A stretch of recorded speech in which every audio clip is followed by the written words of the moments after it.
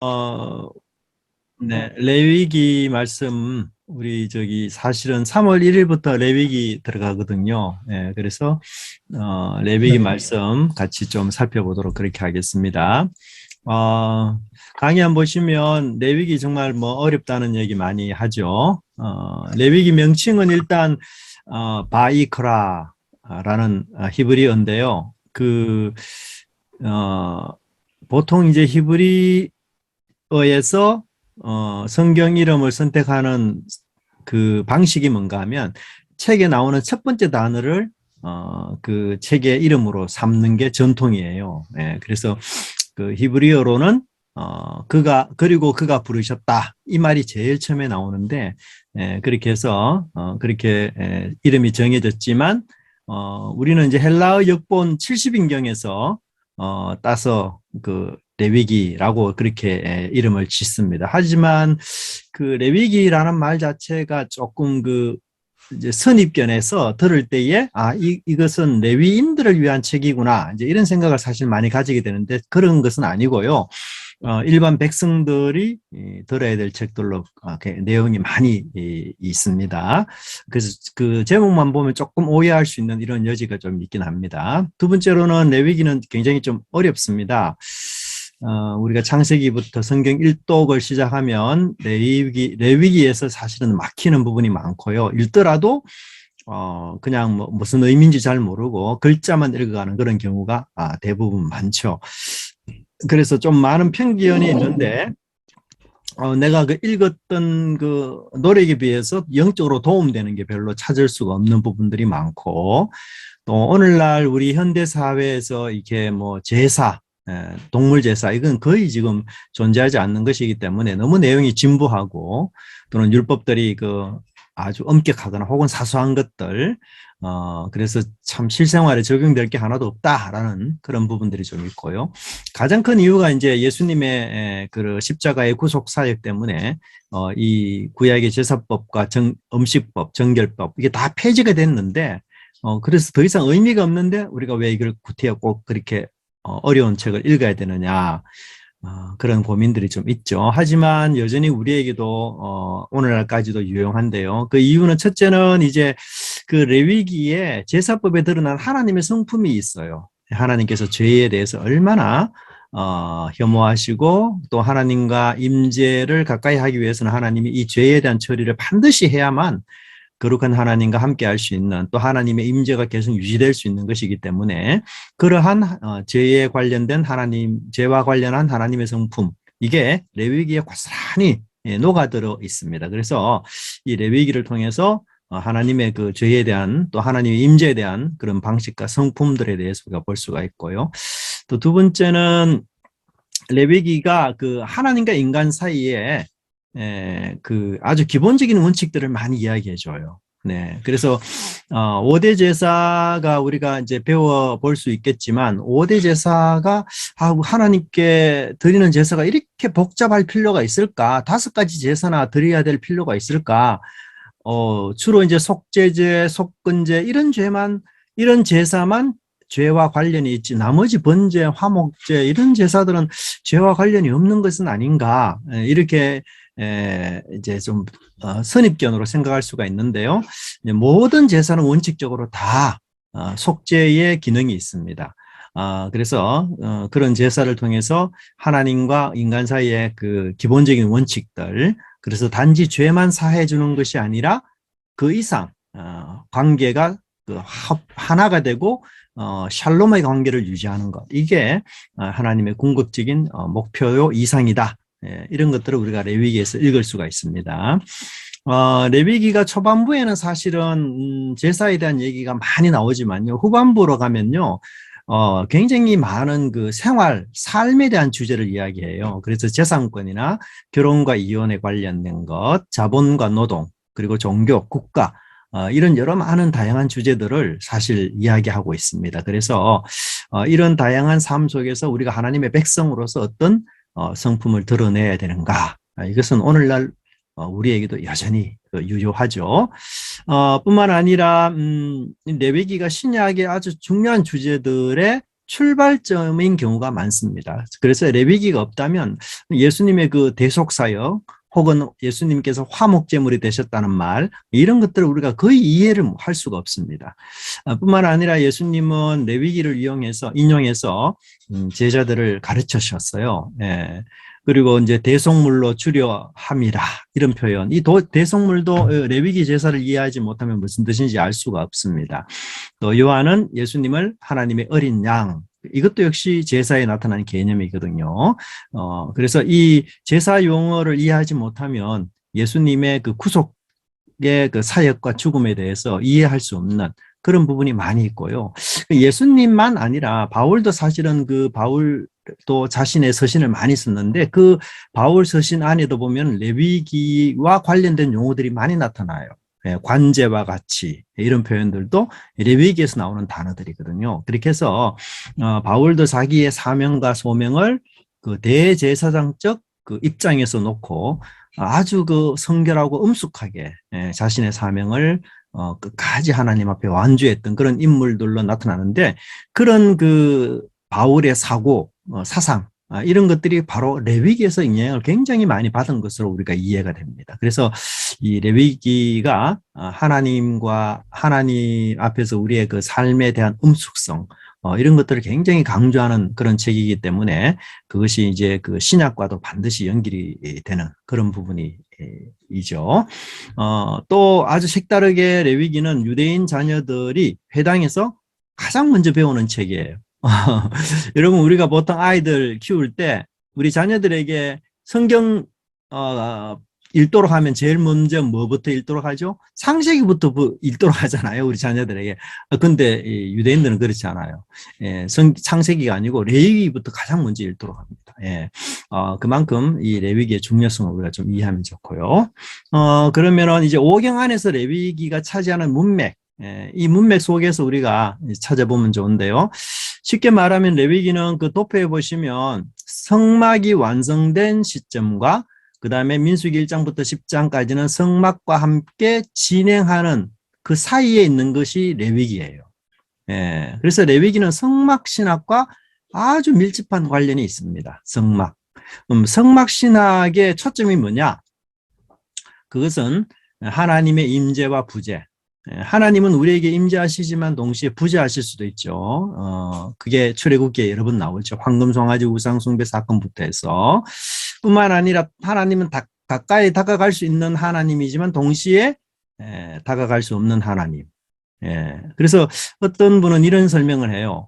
우리가 그 원자로에 접근할 때에 그 원자로가 굉장히 위험한 물건 아닙니까? 그죠? 그래서 복장 자체를 굉장히 우리 철두철미하게 우리 그 생명에 지장이 없도록 온갖 방어복으로 다 무장을 해서, 그래서 그 원자로 안에 들어가서 일할 때도 굉장히 조심스럽게 일하죠.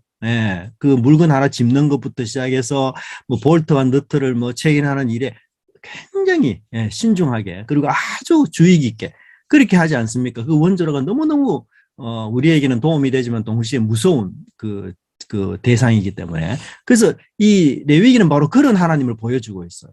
그래서 하나님이 굉장히 엄의하고 그 위험스러운 분이시고, 그래서 그 하나님께 가까이 하기에는 정말 극도의 조심, 극도의 어떤 그런 긴장, 이게 끈을 놓치면 안 되는 그런 어떤 것을 레위기가 우리에게 말해주고 있습니다. 그래서 이스라엘 백성들이 이제 성막 사건이나 민수기 사건에서 하나님의 임재와 부재를 동시에 경험하는 그런 일들을 여러 번 사건을 만나요. 그래서 이 그 하나님을 닮아서 거룩한 백성이 되기를 거부하는 사람에게는 아주 무서운 분이 되시고, 그러나 그분을 닮도록 요구하는 사람들에게는 아주 거룩한 그런 하나님이 되기 때문에 이 그 관계 속에서 과연 어떻게 하나님과 그 관계를 계속 맺어가면서 죽지 않는 그런 상태에서 하나님의 임재를 누릴 수 있는가?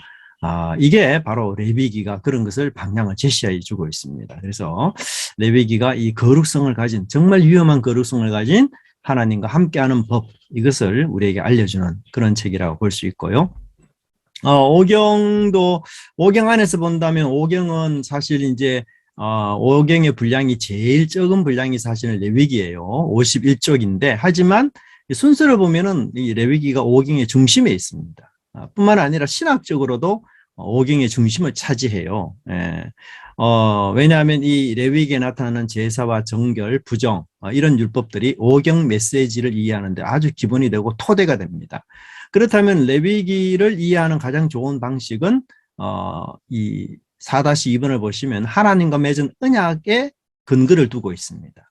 하나님께서 이스라엘 백성과 언약을 맺으시면서 그들에게 이런 사명을 주셨죠. 출애굽기 19장 5절과 6절을 보시면 세계가 다 내게 속하였나니 너희가 내 말을 잘 듣고 내 언약을 지키면 너희 열국 중에서 내 소유가 되겠고 너희가 내게 대하여 제사장 나라가 되며 거룩한 백성이 되리라. 네. 그래서 이 소명을 완성하려면 이 레위기의 말씀이 꼭 필요하다는 거죠. 그래서 첫 번째는 그들이 보배로운 소유, 예. 하나님께서 이스라엘 백성들을 보배로운 소유로 선택한 이유는 뭔가 하면 열방 중에 이스라엘을 드러내기 위해서, 하나님을 드러내기 위해서. 그래서 그 선택 자체의 목적이 있기보다는 그렇게 선택을 받아서 하나님의 선하심을 열방 가운데 드러내는 것이 더 큰 목적이라는 거죠. 네. 또 제사장 나라도 마찬가지입니다. 제사장이 아주 중요한 역할은 제사장은 이중 역할을 하는 사람이에요. 그래서 하나님 앞에서는 인간을 대변해주는 죄인을 대변하는 사람이 되고요. 또 사람 앞에서는 하나님을 대변해주는 존재가 바로 제사장이죠. 그래서 하나님과 백성을 중재하는 자가 바로 제사장인데 하나님께서 이스라엘을 제사장 나라로 제사장 역할을 하는 나라로 부름받았기 때문에 이스라엘은 당연히 제사장이 지켜야 될 그 거룩과 성결 이런 것들을 유지해야 되는 거죠. 세 번째는 또 거룩한 백성인데 특별히 거룩이라는 것은 하나님의 고유 속성입니다. 이 피조물에게는 없는 속성이에요. 그래서 우리가 거룩을 표현하거나 혹은 그 정의하기가 너무너무 어려운 거죠. 왜냐하면 뭐 거룩 자체가 우리에게 존재하는 것이 아니기 때문에 그런 거죠. 그러나 하나님이 그를 거룩한 백성으로 불렀다는 얘기는 자기 것으로 삼으셨다. 그래서 하나님의 언약에 전적으로 충성하는 백성으로 삼았다. 이 말이 되거든요. 예, 그래서 그런 어떤 삶으로 살아가야 되는데 이제 문제는 그 다음이죠. 이스라엘 백성들이 이렇게 하나님이 주신 소명을 감당하지 못할 때, 즉 내 소유가 되지도 못하고 제사장 나라가 되지도 못하고 거룩한 백성이 되지도 못하는 이런 위기 상황 속에서 도대체 어떻게 해야 되는가? 하나님은 계속 그 언약을 유지할 것인가 아니면 파괴하고 이스라엘을 멸할 것인가 그런 부분에 대한 내용이 바로 레위기가 이야기하고 있어요. 예, 그래서 이스라엘 백성들은 하나님 앞에서 이 레위기의 그 레위기 구조를 이런 관점에서 크게 두 가지로 보는 관점이 있습니다. 그래서 1장부터 16장까지는 제사장 나라로서의 이스라엘의 역할이 뭐냐? 예, 그래서 특별히 이제 제사와 관련해서 또 성별, 그 다음에 정결과 부정, 이 제사장 나라로서 지켜야 될 모습. 그 다음에 이제 후반부 17장부터 27장까지는 거룩한 백성으로서 살아가야 될 삶. 네. 이것을 이제 이야기하고 있어요. 특별히 이제 후반부에 자주 등장하는 문구가 너희는 거룩하라 나 여호와 너희 하나님이 거룩함이니라 라는 단어가 여러 번 반복이 돼요. 그렇게 해서 이 이스라엘 백성들이 하나님과 동행하는 거룩한 백성이 도대체 어떤 삶을 살아야 되는지를 안내해주는 그런 역할을 하는 게 바로 레위기다. 그래서 레위기를 좀 간단하게 보면 크게 두 부분으로 나누어 볼 수 있죠. 그래서 1장부터 16장까지는 제사장 나라가 되는 길, 특별히 제사법이 강조가 되죠. 그것은 곧 하나님께 나아가는 길을 이제 이야기하죠. 두 번째는 이스라엘 백성들이 거룩한 백성으로서 사는 길, 그것은 하나님과 동행하는 삶이에요. 그래서 이 17장부터 27장까지가 바로 그런 내용들로 덮여 있다. 이렇게 좀 보고요. 여기 이제 또 박철현 교수님이나 기타 다른 분들은 이 레위기를 이제 세 구조로 보는 분들도 계셔요. 그래서 첫 번째 구조는 제사법. 제사법이 1장부터 10장까지 나오거든요. 그 제사법의 규정이 나온 것이고. 그래서 하나님이 허락하시고 하나님이 원하시는 방식으로만 하나님을 만날 수 있다. 그리고 거룩하신 하나님 앞에서 이 죄인이 죽지 않고 사는 방법은 뭐냐? 그것은 바로 제사를 통해서 그것을 성취할 수 있다. 그렇게 설명하고요. 두 번째는 정결법을 이야기해요. 이 정결법은 11장부터 16장까지인데 이 11장부터 16장까지는 거룩한 것과 속된 것, 부정한 것과 정한 것을 분별하는 음식이나 기타 삶 속에서 모든 것에서 이것을 구분하고 분별하는 방법들을 쭉 설명하고요. 마지막 세 번째는 성결법이라고 해서 이제 이스라엘의 그 백성들의 삶, 어떻게 살아야 되는지 17장부터 27장까지 그 다양한 삶의 영역 속에서 거룩이 뭔지를 성결하게 사는 것이 뭔지를 가르쳐주는 그런 내용들로 되어 있어요. 그런데 이게 참 재밌는 게 뭔가 하면 이제 나답과 아비후의 죽음이 우리는 레위기 안에서 한 번만 언급이 되어 있는 것 같은데 사실은 그렇지 않고요. 레위기 안에서 이 나답과 아비후의 죽음이 두 차례 언급이 되어 있어요. 그런데 그 두 차례 언급되어 있는 부분도 이제 10장 1절과 2절에 나와 있고요. 그 다음에 16장 1절에 또 한 번 더 나와요. 그래서 학자들이 요 나답과 아비후의 죽음이 두 번 이렇게 언급된 것을 기준으로 1장부터 10장까지는 제사법.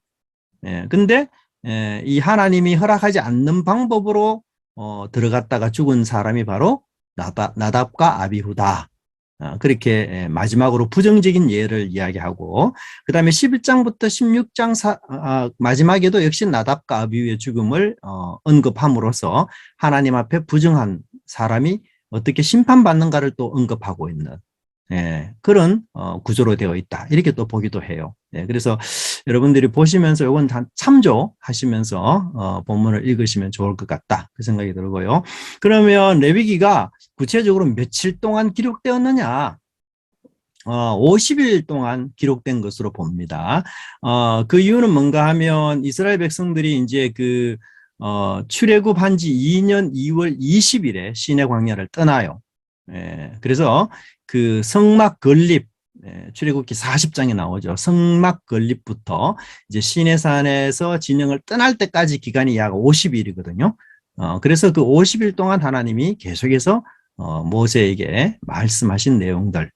물론 그 사이에는 이제 그 제사장 임직식, 최초로 하는 제사장 임직식도 물론 있죠. 그러나 하여튼 그런 기간 한 50일 정도의 기간 안에 말씀하셨다라고 그렇게 보시면 좋을 것 같아요. 자, 그 다음에 이제 레위기 1장부터 10장까지를 먼저 보는 게 좋은데요. 그 1장부터 10장은 1장부터 7장까지는요, 구약에 아주 5대 제사가 있습니다. 5대 제사. 번제, 소제, 화목제, 속죄제, 속건제. 5대 제사. 그 다음에 8장부터 10장까지는 이제 첫 제사장의 위임식을 해요.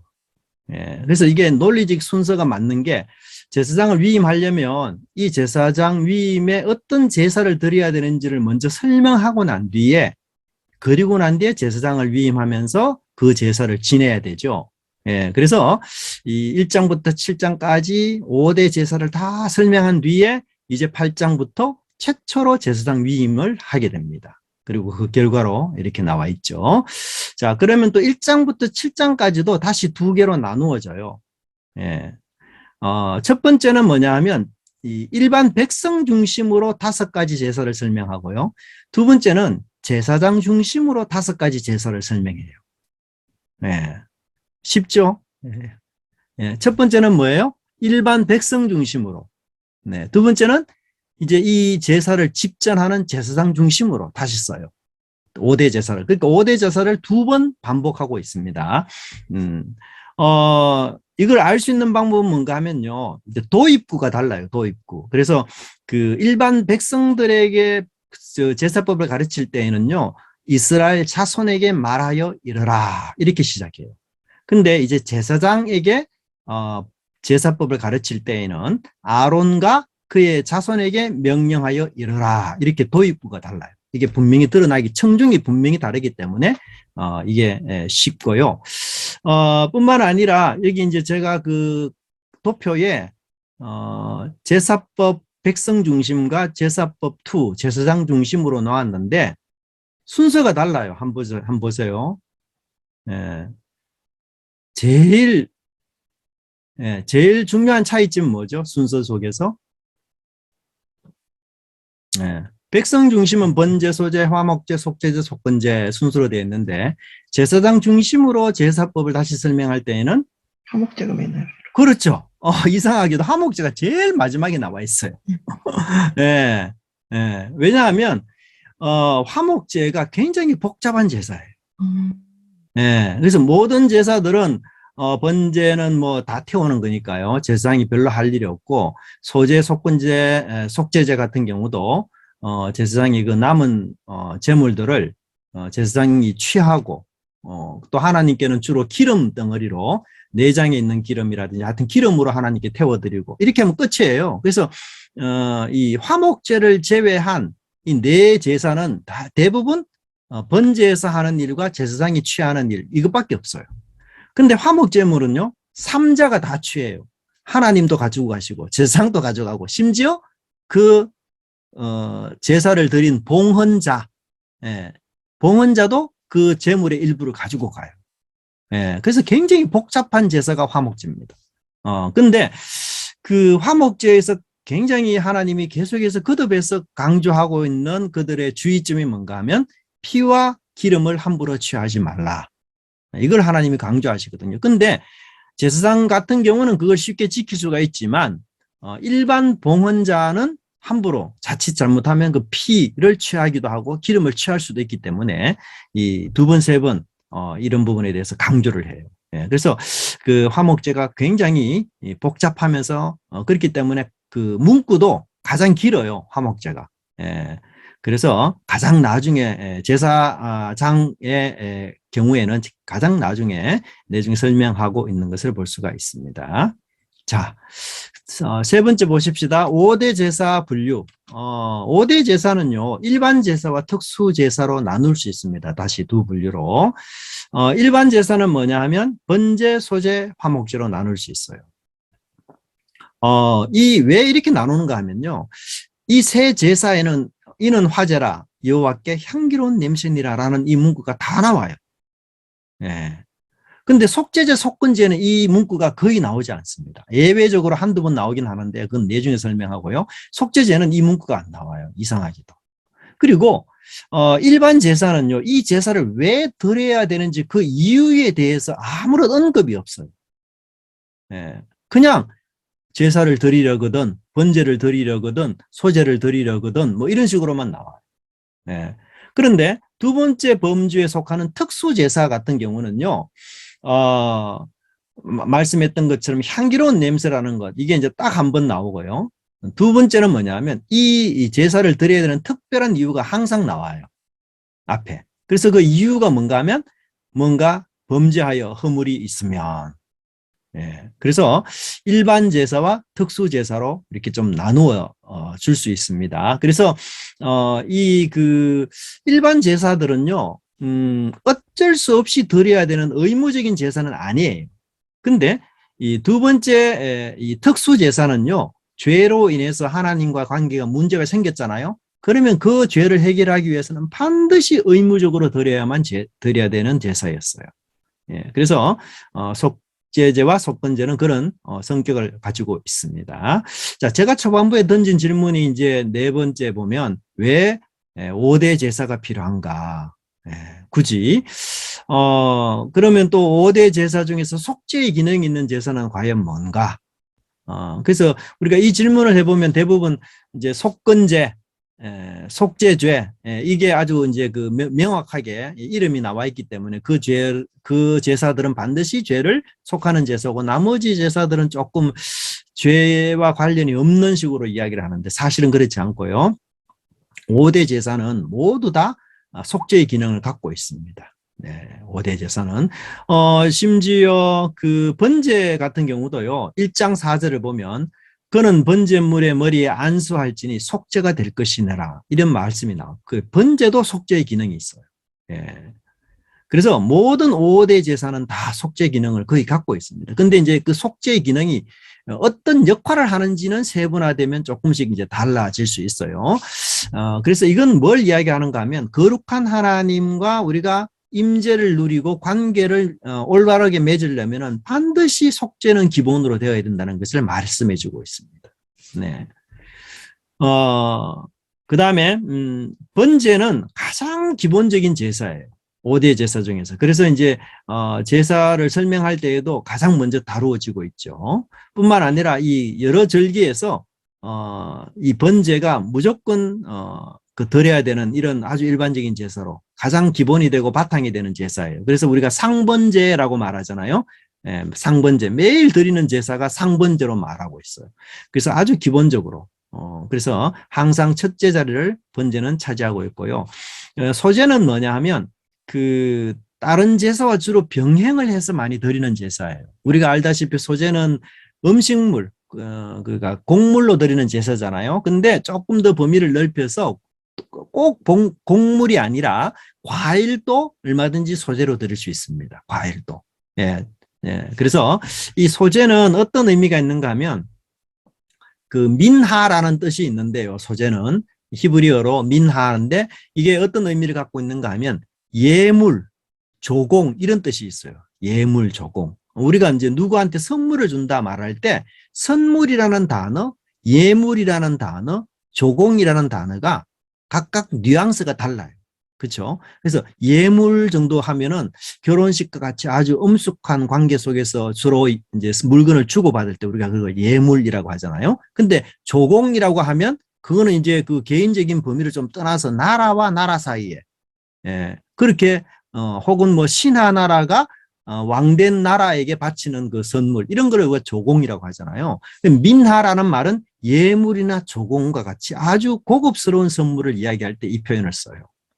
그래서 우리가 하나님과의 언약 관계 속에서 하나님은 우리의 왕이시고 우리는 그의 신하이기 때문에 신하가 당연히 그 왕에게 예물을 드리는 것, 조공을 바치는 것 이런 의미에서 사용되는 게 소제라는 뜻이 있어요. 그래서 소제가 굉장히 광범위한 의미가 있습니다. 제가 예전에 창세기 4장에서 아담과 하와의 제물에 대해서 제사에 대해서 설교를 할 때요. 우리가 생각하는 대로 그 아담과 하와가 아니고 아벨과 가인이 드린 그 제사가 전부 소제입니다. 소제. 예. 그러니까 소제로서 곡물도 드렸지만 아벨은 양의 첫 새끼로 또 소제를 드렸어요. 다 소제, 민하라는 뜻이 있는 단어로 드렸어요. 번제가 아니고. 예, 굉장히 특이하죠. 그래서 이 소제는 굉장히 광범위한 의미를 갖고 있습니다. 그렇게 좀 보시면 좋고요. 화목제는 알다시피 하나님과의 관계를 회복하는 기념잔치 같은 성격을 갖고 있습니다. 네, 그래서 여러분들이 이스라엘 백성들이 유일하게 고기를 먹을 수 있는 때가 언제죠? 고기를. 네, 유일한 건 아니지만 제사 중에서 고기를 유일하게 먹을 수 있는 때가 화목제물 때. 그렇죠? 네, 화목제 드리고 난 뒤에 그 화목제 일부 고기를 봉헌자가 먹을 수 있어요. 네. 하나님께는 지방만 다 드리고요. 그 다음에 제사장에게는 그 앞가슴과 오른쪽 뒷자리 그것만 드리고 나머지는 봉헌자가 다 가지고 와요. 네, 그래서 하나님께 드리는 5대 제사 중에서 유일하게 이 봉헌자가 고기를 육식을 할 수 있는 기회는 화목제물을 드렸을 때 그렇게 합니다. 근데 하나님께서 놀랍게도 이 화목제의 고기를 하루 혹은 3일 동안 먹을 수 있는 기간을 딱 정해놔요. 예. 그러니까 그 고기를 3일 동안 못 먹으면 그건 또 오히려 제사를 드린 사람이 부정하게 돼요. 예. 그래서 예를 들면 내가 소 한 마리를 하나님께 화목제물로 드렸다. 그러면 여러분 소 뒷다리부터 시작해서 소의 여러 많은 부분이 다 이제 봉헌자의 것이잖아요. 근데 그 봉헌자가 그 소를 3일 만에 다 먹겠습니까? 절대로 다 못 먹죠. 그러니까 자연적 어떻게 할까요? 이웃과 나누는 거예요. 그래서 잔치 성격이 굉장히 강해요, 이게. 네. 자, 그 다음에, 속죄죄는요, 정화로 보는 게 좋아요. 정화. 그래서 정결죄다. 네. 이 이제 죄를 여러 가지로 많이 비유하는데 성경에서는 죄를 때나 오염으로 비유해요. 속죄죄는. 그래서 이 때, 오염 이거를 정결하게 깨끗하게 해야 되기 때문에 속죄죄를 깨끗한 정결죄로 이야기하고요. 속건죄는 죄를 빚으로 봐요. 빚. 예, 당신 내한테 빚졌어. 그 빚을 갚아야 되거든요. 예, 그러니까 속건죄는 뭔가 하면 배상죄라고 이야기해요. 예, 그러니까 죄라는 것은 때 오염이기도 하지만 하나님께 빚진 거예요. 사람에게 빚진 거예요. 그래서 그 빚을 갚아야 돼요. 예, 그래서 이 죄의 이런 성격을 갖고 있기 때문에 어떨 때는 속죄죄, 어떤 때는 속건죄 이렇게 말하면서 각각 그 죄에 대한 어떤 모습을 우리에게 알려주고 있는 어떤 그 단면을 알려주는, 그래서 죄는 때나 오염처럼 씻어내고 깨끗하게 해야 되는 것이다. 또 죄는 빚진 것으로서 그 빚을 갚아야 되는 것이다. 또 죄는 하나님의 진노를 일으키는 거기 때문에 번제 같은 경우 이 제물을 홀라당 다 태우거든요. 그래서 번제가 가장 값비싼 제사예요. 왜냐하면 번제는 가죽 외에는 모든 제물을 다 태우기 때문에 가장 비싼 제사예요. 그거는 하나님의 이 죄에 대한 진노를 암시해요. 그래서 번제를 드리면서 하나님이 죄에 대해서 이토록 진노하시기 때문에 이 진노를 번제를 통해서 누그러뜨려야 되구나.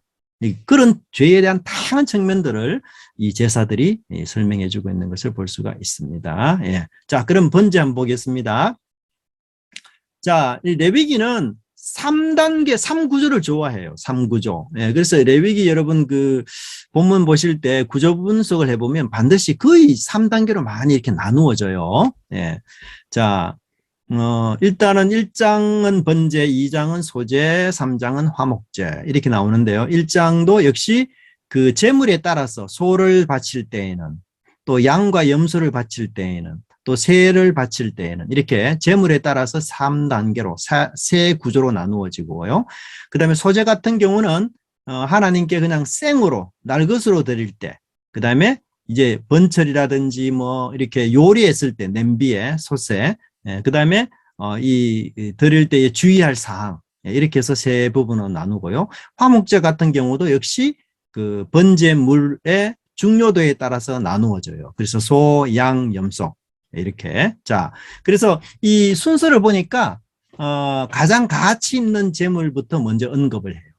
예, 그래서 값이 덜 나가는 제사로 소개가 됩니다. 근데 놀랍게도 가장 가치 있는 제사, 비싼 제사, 제물을 하나님께 드리면 하나님이 더 기뻐하겠지, 이렇게 우리가 볼 수 있는데 전혀 그렇지 않아요. 예를 들어서 소에도 하나님이 향기로운 냄새라고 말하지만 새를 번제로 바쳤을 때에도 하나님은 향기로운 냄새라고 똑같이 설명을 해요. 예, 그래서 가치, 비싼 제물이라고 해서 하나님 더 기뻐하시고 전혀 그렇지 않습니다. 네. 자, 레위기 1장의 구조를 보시면 1장은 그 전체 서론, 그 다음에 이 제사법 1장의 서론이 이제 2절에 나오고요. 그 다음에 번제물을 드릴 때에 어떤 번제물을 드리는지, 소, 양과 염소, 새, 이렇게 볼 수가 있습니다. 자, 그러면은 이제 이 레위기 1장의 제사법에 대한, 번제에 대한 신학을 한번 보면요. 번제라는 뜻이 뭘까? 히브리어로는 올라인데 올라간다. 우리 한국말하고 좀 유사하죠. 그래서 이 동사에서 파생했어요. 그래서 연기가 하늘로 올라가는 것. 그렇게 해서 이것을 번제라고 이야기합니다. 번제는 매일 아침 드리는 아주 기본적인 제사였어요. 그래서 상번제라고도 말하고요. 그 다음에 절기 때에 아주 기본적으로 자주 드려지는 제사가 역시 번제입니다. 네. 그리고 세 번째 보시면 개인이 드리는 제사 중에서도 하나님과의 만남을 위해서 드리는 가장 기본적이고 대표적인 제사도 번제입니다. 번제. 예. 그래서 우리 열왕기상 3장 4절에 보면 솔로몬이 왕위에 등극한 이후에 드린 일천 번제, 1천 날 동안 드린 번제는 아니고요. 1천 양이 되는 그 1천 마리나 되는 양을 한꺼번에 드린 제사가 1천 번제죠. 그 다음에 뭐 미가서 같은 경우도 내가 번제물로 1년 된 송아지 이렇게 표현되고 있어요. 네. 그래서 그 하나님과의 만남을 위해서 가장 먼저 드렸던 기본적인 제사가 번제였다. 그렇게 볼 수 있습니다. 그러면 번제와 관련해서 이제 좀 특이사항을 보시면, 첫째로는 5대 제사 중에서 가죽을 제외한 모든 제물을 다 불살라 하나님께 드리는 유일한 제사예요. 네. 그래서 나머지 제사들은 보면 이 제사장이 취하는 부분이 상당히 있거든요. 소제 같은 경우는 한 움큼만 하나님께 드리고 나머지는 제사장. 그 다음에 뭐 화목제 같은 경우는 기름진 부분만 하나님께 드리고 또 일정 부위는 제사장. 속죄와 속건제도 역시 지방만 하나님께 드리고 나머지는 다 제사장. 이런데 이 번제는 다 태워요, 홀라당. 그래서 가장 비싼 제사가 바로 번제입니다. 번제도 기본적으로 속죄 기능이 있고요. 그 다음에 세 번째는 번제는 오직 수컷만 허용이 됐습니다. 네. 그래서 아마도 우리가 암컷, 수컷 중에서 무엇이 더 비쌀까? 저는 암컷이 더 비싸지 않을까 이런 생각을 했는데, 책들이 다 수컷이 더 비싸대요. 수컷이. 이상하게. 예. 그래서 번제가 아주 비싸고 귀한 제사다라는 것을 이야기해 주고 있습니다. 암컷이 허용되는 제사들 같은 경우는 화목제 같은 경우는 암컷이 허용이 돼요. 근데 이 번제는 반드시 수컷만 허용이 됩니다. 이것은 하나님과의 관계를 새롭게 하는 것은 아주 값비싼 것이다. 공짜가 아니다. 그걸 이야기해요.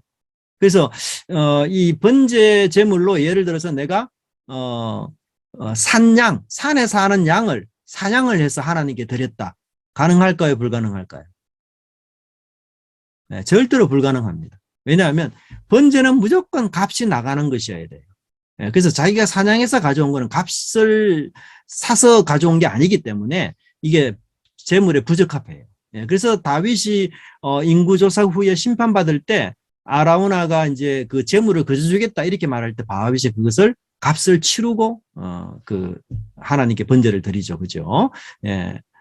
그래서 이 하나님 우리에게 주는 그 속죄 이것이 결코 값없이 주는 은혜가 아니다라는 것을 이야기하고요. 네 번째로 번제가 가지고 있는 놀라운 점은 뭐냐 하면 새의 번제도 있다는 거예요. 새. 네, 이것은 바로 가난한 사람을 위해서 하나님이 마련해 놓은 장치입니다. 그러니까 새 번제는요 굉장히 예외적이에요. 왜냐하면 소, 양과 염소의 번제들은 그 번제물을 처리하는 과정이 거의 비슷해요. 근데 새는요 완전히 그 처리하는 과정이 달라요. 예, 그래서 새는 제물 드리는 사람이 왔으면 새는 제사장이 다 처리해 버려요. 굉장히 작기 때문에 제사장이 그냥 목을 자르고 날개를 가지고 하나님께 태워서 그냥 올리는 그런 정도만으로 끝이 나요. 그래서 앞에 나오는 짐승하고는 전혀 차원이 다른 그 방법으로 하나님께 번제를 드리도록 해요.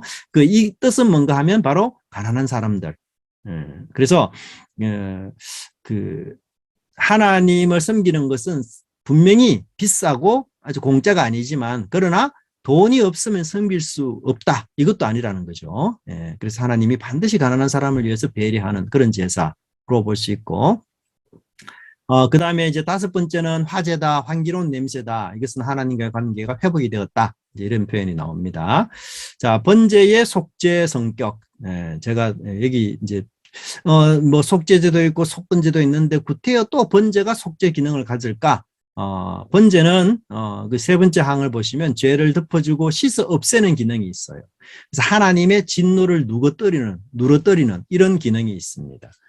또 예물을 드리는 기능도 있습니다. 네.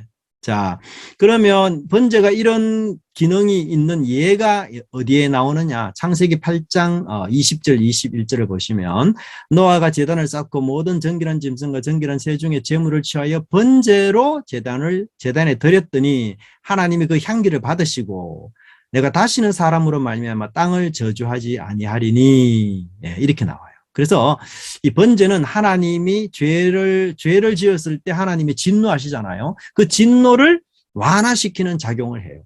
분노를. 네. 그래서 번제가 속죄제와 함께 드릴 경우는 속죄제 다음에 번제를 드려요. 예. 속죄제를 통해서 이제 정결하게 하고 그다음에 번제를 통해서 하나님의 진노를 완화시키죠. 그다음에 화목제와 함께 드릴 경우에는 번제를 통해서 하나님의 진노를 완화시키고 이제 화목제를 통해서 하나님과 교제를 가시는 네, 그런 성격이 있습니다. 네. 자, 그다음에 1-3-4번을 보시면 그 제사 시에 그 제사장과 봉헌자가 하는 행위가 뭘까? 안수는 누가 할까요? 안수는 제사장이 안 합니다. 봉헌자가 안수예요. 네. 그래서 제사장이 하는 일은 제단과 관련된 일만 제사장이 해요. 제단과. 예, 그래서 제단에 피를 올려놓는 것, 제단에 불을 피우는 것, 이런 것만 제사장이 하지 나머지는 다 봉헌자가 해요. 예, 그래서 제가 그 도표에 이걸 많이 사람들이 혼란스러워 하시더라고요. 그래서 제사 시에 제사장과 봉헌자가 하는 행위 해서 봉헌자는 뭘 하느냐? 제물을 제단 앞에 가지고 오고 머리에 안수를 하고 제물을 잡고 그 가죽을 벗기고 각을 뜨는 것. 이게 다 제사 봉헌자가 해요, 여러분. 그 생각해 보세요. 만약에 이 일을 제사장이 한다면 제사장은 한 하루 정도 일하다가 몸살 나가지고 일 못할 거예요. 뭐 제사장이 물론 많긴 하지만 그래도 죄 때문에 이게 하나님께 제사를 드리러 오는 사람에 비하면 제사장의 숫자는 뭐 10분의 1밖에 안 되니까 엄청 적은 거죠. 예, 그런데 그 사람들이 어떻게 하루 종일 그걸 다 잡고 하겠어요? 절대로 못 합니다. 예. 그러니까 제사장이 자기 죄를 하나님 앞에 회개할 때에는 자기가 안수하고 다 해요. 예. 그러나 일반 백성이 와서 자기 죄에 대해서 회개할 때는 본인이 안수를 해요. 예. 동물의 머리에, 심정의 머리에. 예. 그리고 여기 보시는 대로 다 안수하고 제물을 잡고 가죽을 벗기고, 그래서 이스라엘 백성들은 아마 기본적으로 그 동물을 잡는 일은 아주 능숙한 것 같아요. 기본적으로. 전부 백정처럼 아주 뭐 동물을 능숙하게 잡는 것 같아요. 예. 그리고는 9절에 내장과 다리를 물에 씻어주는 것까지도 다 합니다. 네. 그러면 제사장은 뭐 하느냐? 제사장은 그 제단과 제단은 굉장히 거룩한 곳이기 때문에요. 일반 사람들이 접촉을 못 해요. 할 수 있는 곳이 아닙니다. 여러분, 그 성막들도요, 일반 백성이 못 들어가요. 근데 유일하게 들어갈 수 있는 시점은 제사를 드리러 올 때만 그 성막들을 밟는 게 허용이 돼요. 예, 그래서 그 성막들에서 제물을 잡고 이렇게 하거든요. 근데 제단은 더 거룩하기 때문에 일반 백성이 접근을 못 해요. 예, 그래서 제단은 오직 제사장만 관리를 해요. 그래서 제단하고 연결된 모든 일은 제사장이에요. 예, 그래서 거기 보시면 피를 사방에 뿌리는 것이라든지, 그 다음에 불을 피우는 행위라든지, 그 다음에 각을 뜬 것을 배열하는 것, 그 다음에 불살라 번제로 드리는 것, 네, 이런 것들. 네. 자, 그 다음에 1-3-5번이 좀 중요한데요. 여러분들이 이제 깊이 묵상하다 보면 소, 양, 염소, 이 세 가지 번제물에 대한 설명이 나오는데, 어떤 경우에는 소에는 설명이 없는 게 양과 염소 때에는 설명이 있고, 또 반대로 소에는 설명이 있는데 양과 염소에는 설명이 또 없는 게 있어요. 그러면 이게 누락되나? 이거 하지 말아야 되나? 우리가 이렇게 볼 수 있는데 그게 아니에요. 그래서 우리가 이 두 가지를 상호 보완해서 봐야 됩니다. 상호 보완해서. 예. 그렇게 하도록 의도적으로 짜여 있어요. 그래서 소에 없다 할지라도 양에 있으면, 양의 소에 할 때에도 이거 똑같이 하는 거구나. 근데 소에는 있는데 양에 없으면 양에 없는 걸 안 하는 게 아니고, 이게 양에도 똑같이 하는 거구나. 이렇게 보셔야 돼요. 이해되시죠? 그래서 상호 비교하면서 보완하면서 봐야 됩니다. 네. 그걸 의도적으로, 그래서 의도적으로 그렇게 저자가 쓰고 있고요. 세의 번제는 굉장히 그 어휘상 차이가 많이 나고요. 값이 저렴한 제물이고, 그래서 가난한 자를, 그리고 세의 번제는 예외적인 제사예요. 예. 그래서 이 세의 제사 중에서도 특이한 것은 뭔가 하면 하나님께서 다른 번제물하고 똑같이 기쁘게 흠양하신다는 것, 이런 것들을 통해서 하나님이 은혜로우시고 백성들을 세심하게 배려하는 그런 분이다. 자, 그 다음에 소제 같은 경우는 말씀드린 것처럼 굉장히 그 선물, 공물 이런 의미가 굉장히 많고요. 어떨 때는 제사를 다 포괄적으로 가리키는 아주 광범위한 용어로 사용되기도 하고요. 또 어떨 때는 전문적인 용어로 사용이 되기도 합니다. 이제 소제를 민하라고 말하는데 그게 이제 제가 조금 설명드렸던 것 나오고요. 기본적으로 소제는 땅의 소산물로 드리는 제사입니다. 예, 그래서 곡물 제사라 이렇게 말하지만 실제로는 그 곡식 혹은 과일즙, 포도주 이런 가공식품들도 얼마든지 소제로 드릴 수가 있습니다. 대표적인 소제물은 곡식가루. 근데 여기서 그 고운 곡식가루라고 표현되고 있어요. 여러분, 그래서 고운 곡식가루는 굉장히 값비싼 거예요. 솔로몬이 왕이 되어서 그 빵을 먹을 때 고운 곡식가루로 만든 빵을 먹었어요. 예, 그래서 소제도 뭐 그냥 곡식이라고 생각해서 여러분 그냥 드리는 그런 뜻이 아니에요. 고운 가루예요. 그리고 유향도 비싼 겁니다. 예, 그래서 소제가 곡물로 드리는 제사일 뿐이지 값이 싸다는 건 절대로 아니에요. 예. 유향도 그 동방 박사들이 예수님께 선물 드릴 때 가져온 유향, 이거하고 똑같은 단어예요. 예, 그래서 싼 게 아니다. 그렇게 우리가 볼 수가 있고요. 또 한 가지는 그러면 이 소재가 이 기도 또 하나님의 기억을 바라는 그런 것과 연관이 많아요. 예. 또 이제 소재로서 여기 이제 예, 5번에 보시면 기도를 형상화하는 것으로 표현되어 있다. 그렇게 설명이 되는데요. 이것은 이제 후반부에 제가 좀 더 설명을 드릴게요. 자, 그다음에 그 속죄제와 관련해서요. 속죄제는 사실 이제 죄를 지었을 때 직접 그 죄에 대한 정결을 깨끗하게 하는 제사인데, 우리가 아는 대로 소라든지 아니면 염소, 양, 이것도 안 되면 새. 근데 비둘기죠. 집비둘기, 뭐 산비둘기. 근데 이 집비둘기, 산비둘기에 대한 능력도 없는 사람은 곡물로. 예. 속죄제도 피 없이 곡물로도 속죄가 가능해요. 예. 이것도 역시 하나님이 가난한 자를 위해서 배려한 내용이에요. 예. 그래서 그렇게 우리가 좀 보시면 좋을 것 같고요. 그다음에 그 7번을 보시면 그 소제를 드릴 때에는요. 그 한 줌을 불사르고 나머지는 다 제사장들 몫입니다. 그래서 소제는 제사장들의 곡식의 중요한 곡식 공급처였다. 이렇게 볼 수가 있습니다. 그러면 소제가 말하는 그 레위기 2장의 구절을 보시면 익히지 않는 소제를 1절부터 3절을 말하고요. 그 다음에 익힌 소제, 뭔가 요리를 한 거죠. 그래서 4절은 화덕, 5, 6절은 철판, 이때 누룩이 들어가면 안 돼요. 7절에는 냄비에 삶았다 이렇게 말하는데 소스로 보시면 돼요. 소스로 삶는다란 말 자체가 이 소스로 삶았다기보다는요, 기름에 튀긴 것을 이야기해요. 기름에 튀긴 것. 네. 소스로 기름을 넣어서 이렇게 튀긴 것을 가지고 7절을 이야기합니다. 그 다음에 이제 남은 것은 어떻게 처리하는지. 11절부터 16절은요, 이 처음 익은 소산의 소재를 드릴 때에는 주의할 점이 뭐냐. 누룩과 꿀은 절대로 들어가면 안 된다. 그 대신 소금은 꼭 쳐라. 이렇게 이야기하고 있습니다. 자, 좀 중요한 단어 중에 소재물 중에서 기념이라는 단어, 이거는 이제 소재에서만 나오는 단어예요. 레위기 2장 2절을 보시면 기념물로 제단 위에 불사를 지니, 이 단어는 이제 7번 나오는데 딱 소재에만 나와요. 그래서 이게 소재와 관련된 전문 용어로 그렇게 보면 좋아요. 기념물이라는 말 자체는 기억하다 이런 뜻이 있습니다. 그렇다면 하나님이 기억해야 되는데 그 하나님이 기억한다는 것은 대부분 무엇과 연관해서 기억하는가 하면 구원과 연관해서 기억해요. 성경에 보니까.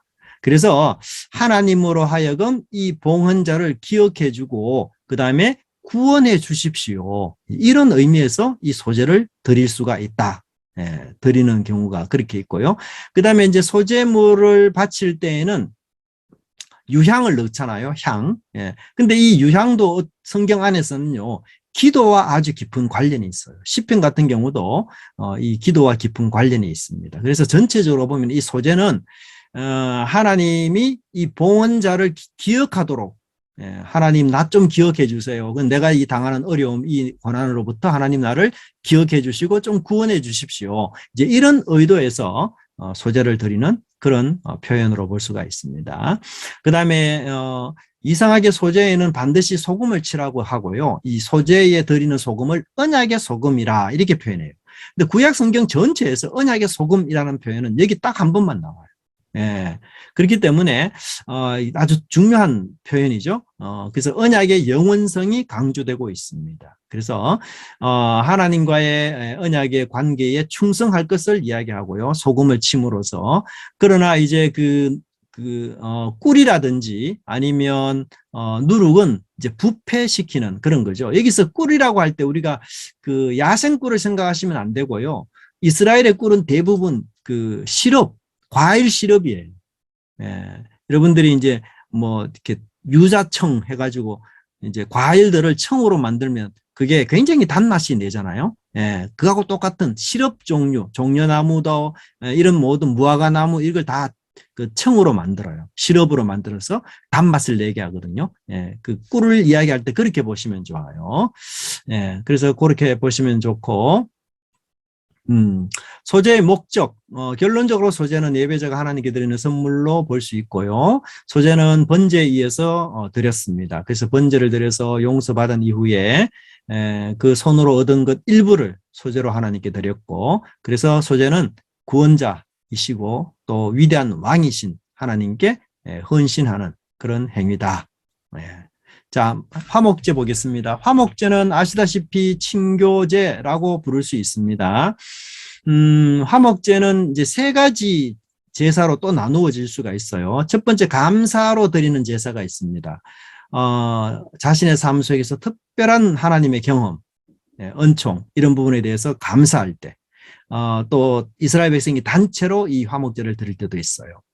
예를 들면 77절, 초막절 같은 이런 절기들.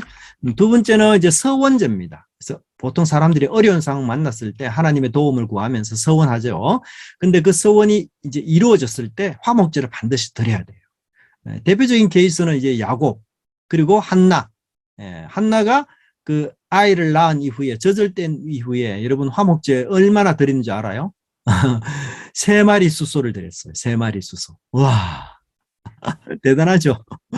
예. 여러분, 그 제사 중에서, 단일 제사 중에서 제일 값비싼 제사가 소 제사입니다. 소.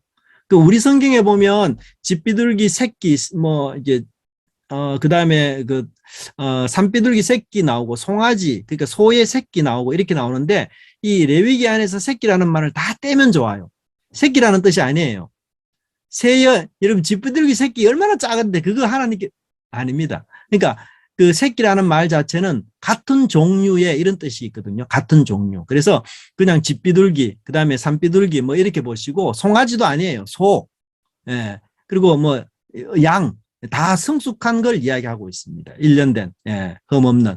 그러니까 새끼라는 말을 오해하시면 안 돼요. 예. 그거 다 떼면 좋아요. 그 말이. 네. 그 다음에 자원제는 뭔가 하면, 자원해서, 감사해서, 그래서 우리가 이제 하나님께 드리는 그 제물 중에서 공통점은 흠이 있어야 돼요, 없어야 돼요? 흠이 없는 게 공통이잖아요. 근데 유일하게 흠이 있어도 허용이 되는 게 있어요. 그게 뭔가 하면 이 화목제의 자원제 같은 경우. 이때에는 흠이 있어도 오케이. 그래서 하나님이 그것을 흠양을 하셔요. 화목제. 네. 자, 그 다음에 뭐 화목제가 드려질 수 있는 경우는 국가적으로 이제 두 번째 보시면 되고요. 그 다음에 그 번제와 어떤 차이점이 있느냐. 첫째는 화목제는 아무것도 드릴 수 있습니다. 상대적으로 좀 낮은 것도. 둘째는 뭔가 하면 흠이 있는 제물도 허용이 돼요. 왜냐하면 자원제 같은 경우는 정말 하나님께 자발적으로 감사해서 이렇게 드리는 제사이기 때문에 이 수준을 하나님이 조금 낮추어요. 그래서 그런 기쁜 마음이 있을 때 바로 하나님께 드릴 수 있도록, 흠이 있는 제물도 하나님께 드릴 수 있도록 이렇게 하나님이 하셔요. 그 다음에 화목제물의 고기를 먹을 때에는 감세자의 경우는 이게 다 정해져 있어요. 날짜가 이튿날 아침, 서원제와 자원제는 3일 아침. 그래서 이 날까지 고기를 못 먹으면, 다 처리 못하면 부정해져요 또. 그 다음에 화목제 같은 경우는요, 지방의 부위를 다 하나님께 드려요. 번제 같은 경우는 가족을 제외한 모든 제물을 불사르잖아요. 그러나 화목제물 같은 경우는 하나님께 드리는 부위가 오직 지방. 근데 재미난 것은 양의 경우 있죠. 양의 기름진 꼬리를 하나님이 달라 해요. 기름진 꼬리. 여러분, 우리가 보통 보는 그 양들은 꼬리에 기름이 있지 않잖아요. 그죠? 근데 이스라엘에서 이렇게 양육하는 이 종류의 양들은요, 꼬리에 기름이 엄청 많아요. 그래서 꼬리 무게만 10kg 이상 되는, 심지어 30kg까지 되는 양들이 있어요.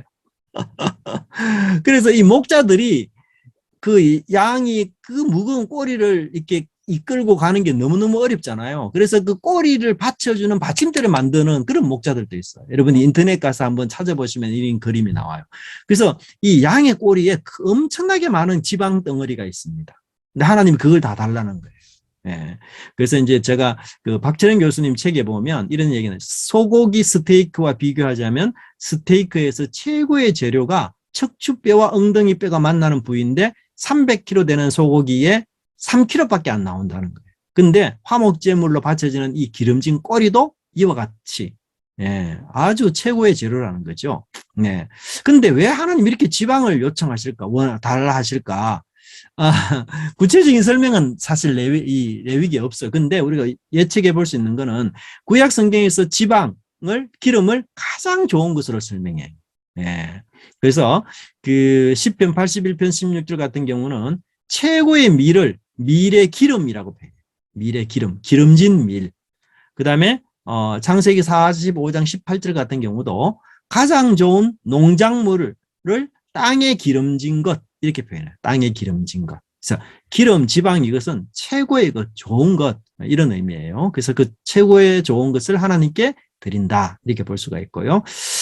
그 다음에 이제 화목제 같은 경우는 지방을 제외한 제사장의 목, 그 다음에 봉헌자의 목 이렇게 다 몫이 따로 있고요. 그래서 화목제는 하나님도 제사장도 봉헌자도 모두 제물의 일부를 다 갖고 갑니다. 나누어 가집니다. 그렇게 함으로써 관계 회복을 기념하는 잔치 성격이 있어요.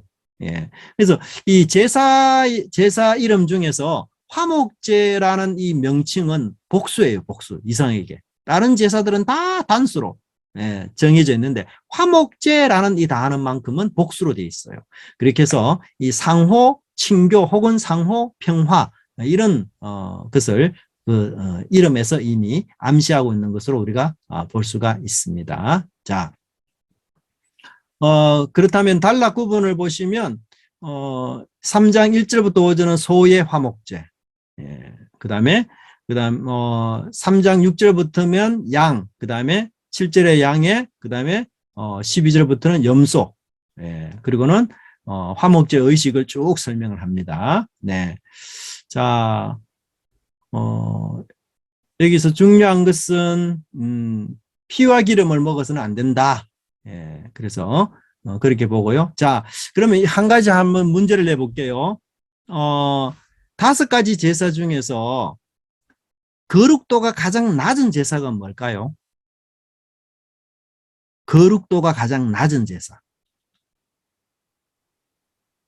거룩의 정도가 가장 낮은 제사. 자, 거룩을 규정할 때에 성막 안에서 제사장 뜰 안에서 뭔가 처리가 되면 가장 거룩이 높겠죠. 그죠? 근데 그 성막 뜰에서 점점 멀어질수록 거룩의 정도가 낮아지거든요. 그러면 어떤 제사가 가장 거룩의 정도가 낮을까요? 어떤 제사? 이 장로님 대답하세요. 예. 방금 설명드렸던 제사. 화목제. 그렇죠, 그렇죠. 왜요? 화목 제사는 봉헌자가 제물을 가지고 성막 바깥에서 먹을 수 있기 때문에. 그렇죠.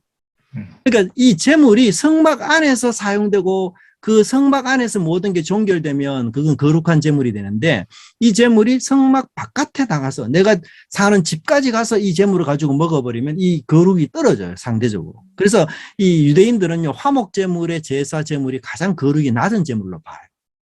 근데도 불구하고 그 거룩의 낮은 부분에 대해서 하나님이 흠양하신다, 또 하나님 앞에서 드려야 된다, 이런 말들을 굉장히 많이 하고 있기 때문에 이 거룩의 그런 낮음을 함부로 쉽게 판단하지 않도록 그렇게 또 하고 있어요.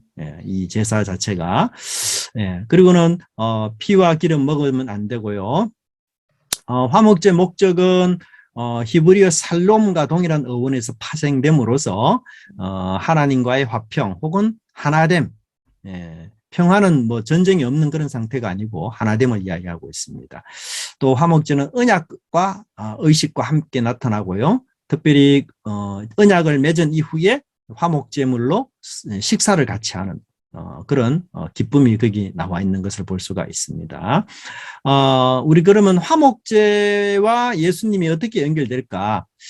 십자가에서 예수님이 죽으신 사건을 번제로 봐요. 번제. 그래서 예수님의 모든 것을 다 드린. 그러나 최후 만찬을 화목제로 봅니다.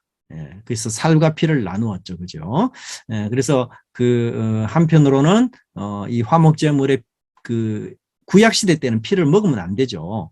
근데 신약에서는 오히려 피를 먹을 것을 이야기하고 있어요. 이게 이제 바뀌고 변화된 거죠. 옛 언약하에서는 피를 마시지 못했지만, 그 이유는 뭔가 하면 이 피가 죄를 속하기 때문에 또 그것을 마심으로써 하나님이 자신을 구원하셨다라는 것을 기억하고 상기하는 것이기 때문에 그리고는 이 구원을 기뻐하고 즐기는 그런 날이기도 하죠. 그래서 화목제가 그런 의도가 있다는 것을 우리가 예수님과 연결시켜서 이해할 수가 있겠습니다.